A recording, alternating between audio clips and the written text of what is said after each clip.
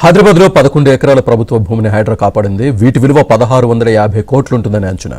Kondapur central park కాలనీలో 2 ఎకరాల park స్థలాన్ని హైడ్రా సిబ్బంది రక్షించారు. కబ్జాదారులు వేసిన తాత్కాలిక షెడ్లను తొలగించి ఫెన్సింగ్ బోర్డులు ఏర్పాటు చేశారు.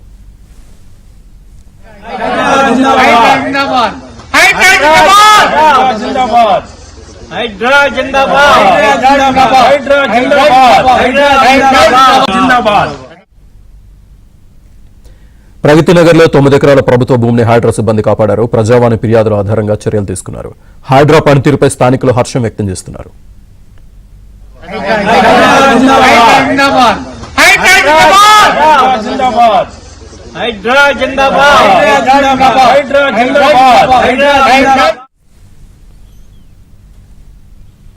ప్రజావానికి వచ్చిన ఫిర్యాదుల ఆధారంగా హైడ్రా తీసుకున్న చర్యలకు సంబంధించి పూర్తి సమాచారాన్ని మన కరెస్పాండెంట్ నుమాన్ అందిస్తారు. నుమాన్,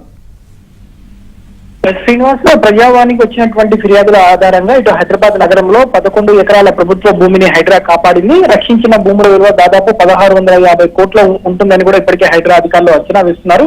పార్కు, శ్మశాన వాటికలు, డంపింగ్ యార్డ్ భూముల మీద హైడ్రా చర్యలు తీసుకుంది. సో ముఖ్యంగా ఇది కొండాపూర్ సెంట్రల్ పార్క్ కాలనీలో దాదాపు 2 ఎకరాల పార్కు స్థలాన్ని రక్షించింది. ఆక్రమణకు పాల్పడిన వాటిని తాత్కాలిక షెడ్లు ఏవైతే ఉన్నాయో వాటన్నింటినీ తొలగించారు. పార్కు స్థలం చుట్టూ కూడా హైడ్రా ఫెన్సింగ్, దాంతో పాటు ఆ బోర్డులను ఏర్పాటు చేశారు. ఇక ప్రగతి నగర్ లో 9 ఎకరాల ప్రభుత్వ భూమిని రక్షించారు. 5 ఎకరాల శ్మశాన వాటిక, 4 ఎకరాల డంపింగ్ యార్డ్ కి సంబంధించినటువంటి భూమిగా గుర్తించారు. మొత్తం ఆ భూమి చుట్టూ కూడా ఫెన్షన్ వేసింది హైడ్రా అధికారులు. సో ప్రజావానికి వచ్చినటువంటి ఫిర్యాదుల ఆధారంగా హైడ్రా అధికారులు చర్యలు తీసుకున్నారు. ఇటు రెవెన్యూ, జిహెచ్ఎంసీ అధికారులతో కలిసి క్షేత్రస్థాయిలో పరిశీలించారు.